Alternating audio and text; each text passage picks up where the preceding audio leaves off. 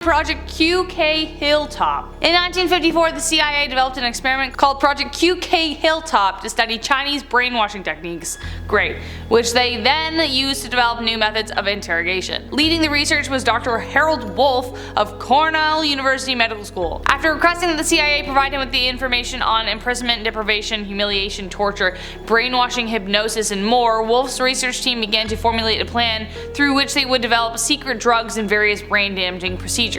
According to a letter he wrote, in order to fully test the effects of the harmful research, Wolff expected the CIA to make available suitable subjects. Get the out of here. Sorry, you can bleep that. That's awful.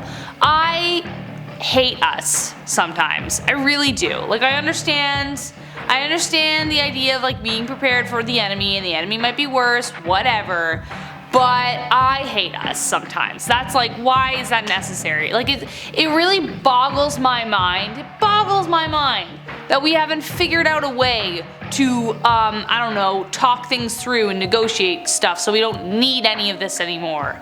Like, I don't understand why we're still in a war. There's a bunch of grown adults doing stuff. Like, it bothers me so much. Stateville Penitentiary Malaria Study. During World War II, malaria and other tropical diseases were impeding the efforts of American military in the Pacific. In order to get a grip, the Malaria Research Project was established at Stateville Penitentiary in Joliet, Illinois.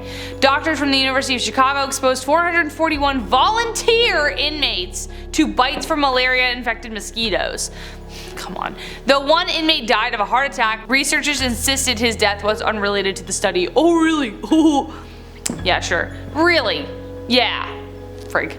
I hate us! The widely praised experiment continued at Stateville for 29 years and included the first human test of primaquine, a medication still used in the treatment of malaria, and pneumocystis pneumonia. Okay, this is so conflicting because it's like, yes, we need a cure for these things. I'm glad they were volunteers, like that's very nice.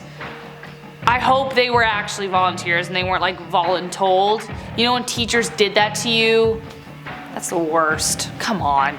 But I mean, it's good that we have something to help it, but it's pretty eerie. Emma Eckstein and Sigmund Freud. Despite seeking the help of Sigmund Freud for vague symptoms like stomach ailments and slight depression, 27-year-old Emma Eckstein was treated by the German doctor for hysteria, a made-up thing, and excessive eye roll. A habit then considered dangerous to mental health, which is funny because now people actually say it's very good for your mental health. Emma's treatment included a disturbing experimental surgery in which she was anesthetized with only a local anesthetic and for the inside of her nose was cauterized.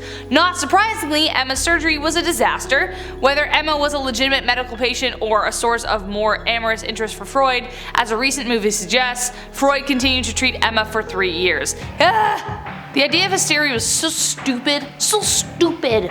Makes me so angry. It was just people being freaking pressed, man. And it was good. The invention of the vibrator was used to treat hysteria. And then they were like, wait, you can't do too much because that's bad, it's sinful. I'm like, sorry the vibrator's doing a better job than their husband. Welcome back to Central Dark, folks. It's a weird time. I'm already angry. I'm your host, Rachel Fisher, and today we're counting down our list of dark experiments that happened throughout history, and I'm gonna react to them, and you're gonna see me. I'm getting angry. There might have been an F-bomb already, but I was bleeped out, so it doesn't count. Project Artichoke.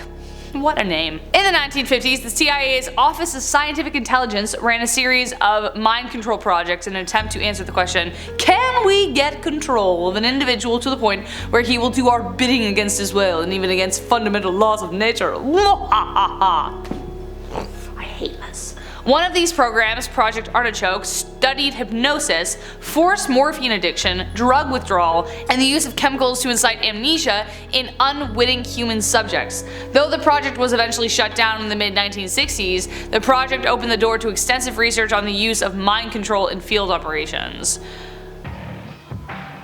Creepy, and I don't like it. I don't like it. Nope. The CIA just seems so seedy. They're just so seedy. Like, why? Like, are they good? Are they evil? Are they both? Are they a necessary evil? I don't know. Operation Midnight Climax. I know this one! Again, the CIA, man. Initially established in the 1950s as a sub-project of a CIA-sponsored mind control research program, Operation Midnight Climax sought to study the effects of LSD on individuals. In San Francisco and New York, unconsenting subjects were lured to safe houses by on the CIA payroll, unknowingly given LSD and other mind-altering substances, and monitored from behind one-way glass. Though the safe houses were shut down in 1965 when it was discovered that the CIA was administering LSD to human subjects, Operation Midnight Climax was a theater for extensive research on blackmail, surveillance technology, and the use of mind-altering drugs on field operations. So they're like, oh, we just found this out. And instead of slapping them on the hand, they were like, you know what? That could be really useful. Yeah. I mean, I get it. Sometimes you just don't want to know. If you tell the subject what you're trying to accomplish, then it could mess with the actual study. So having unconsenting subjects is like a plus if you need to find something else specific, but at the same time that's so wrong. That's so ethically wrong. Study of humans accidentally exposed to fallout radiation. The 1954 study of response of human beings exposed to significant beta and gamma radiation due to fallout from high-yield weapons, known better as Project 4.1, we could have just gone with that, was a medical study conducted by the US residents of the Marshall Islands. When the Castle Bravo nuclear test resulted in a yield larger than originally expected, the government instituted a top-secret study to evaluate the severity of radiation injury to those accidentally exposed. Though most sources agree the exposure was unintentional, many Marshallese believe Project 4.1 was planned before the Castle Bravo test. In all, 239 Marshallese were exposed to significant levels of radiation. Who was the mind behind that? Somebody give him a slap. Well, how can you be? Oh god, I don't know. Again, question of necessary evil. Is that good to study it? You need to find that out. We need to know. But then you also just like put a whole bunch of people's lives on the line there. They could get horrendous cancer later in their life because of this thing. Or they could have other problems. It's just, I don't know. Project MKUltra. Project MKUltra is the code name of a CIA. God damn it, CIA. CIA-sponsored research operation that experimented in human behavioral engineering. From 1953 to 1973, the 50s and 70s just seemed like a really weird time. Can I just highlight the fact that a lot of serial killers who were like the worst of the worst were in the 1970s, and I just think it's like interesting that a lot of this is happening around the same time, like 1950s, 1970s, you know? Thoughts. From 1953 to 1973, the program employed various methodologies to manipulate the mental states of American and Canadian citizens. Oh, Canada's involved finally.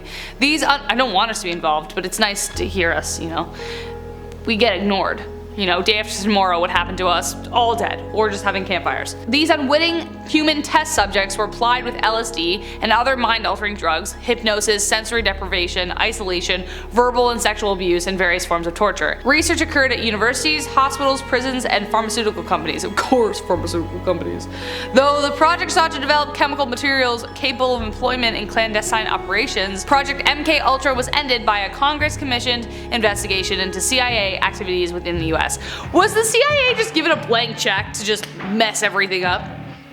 Probably. I wonder if they're responsible for a lot of people who just like were released into the wild after these experiments and then they just like wreaked havoc. Knows we don't. The Aversion Project. In 1969, during South Africa's detestable apartheid era, thousands of homosexuals were handed over to the care of Dr. Aubrey Levin, an army colonel and psychologist convinced he could cure homosexuals. We all know that's wrong. At a military hospital near Pretoria, Levin used electroconvulsive aversion therapy to orient his patients. Electrodes were strapped to a patient's upper arm with wires running to a dial calibrated from 1 to 10. Homosexual men were shown pictures of a naked man and encouraged to fantasize, at which point the patient was subjected to severe shocks. When Levin was warned that he would be named an abuser of human rights, he emigrated to Canada where he currently works at a teaching hospital? No! No, he doesn't. I'm looking that up after this. I don't know. You look that up too. Don't trust everything you see. Look that up. Because I'm going to look that up too because I just read that and I don't know. What's his name? Levin something? 11. We're looking them up. We're looking them up.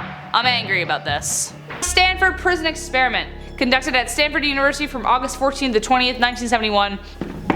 Again, the 70s. The Stanford Prison Experiment was an investigation into the causes of conflict between military guards and prisoners. Because they don't like each other, duh. 24 male students were chosen and randomly assigned roles of prisoners and guards. They were then situated in a specially designed mock prison in the basement of the Stanford Psychology Building. Those subjects assigned to be guards enforced authoritarian measures and subjected the prisoners to psychological torture. What? Surprisingly, many of the prisoners accepted the abuses. Though the experiment exceeded the expectations of all the researchers, it was abruptly ended after only 6 days because, I don't know, they were literally putting people under pressure and torture that, you know, volunteered for an experiment. They didn't sign up for that, did they? Come on. Oof. That's like, oof, that's a whole other level of awful. The Milgram Experiment. In 1961, Stanley Milgram, a psychologist at Yale University, began a series of social psychology experiments that measured the willingness of test subjects to obey an authority figure.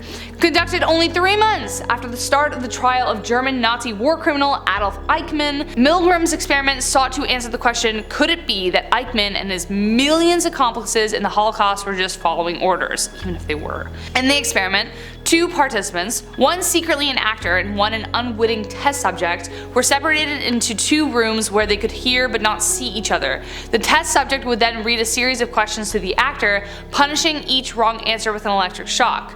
Though many people would indicate their desire to stop the experiment, almost all subjects continued when they were told they would not be held responsible or that there would not be any permanent damage. Wow, that's actually crazy. I mean, there is the argument that they were just following orders, or some of them were blackmailed to be part of it, like they would kill their families if they didn't, like all that stuff. But even then, like the stuff that they did, some of them were just there because they enjoyed it. I tremble at the fact that some of those people would have done it anyways if they knew they weren't being punished, you know?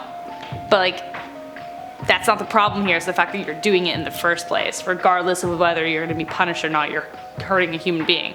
Anyways, I've been your host, Rachel Fisher. If you like this video, you know what to do. Like, follow, subscribe. And until next time, everyone, take care and stay scared. Okay.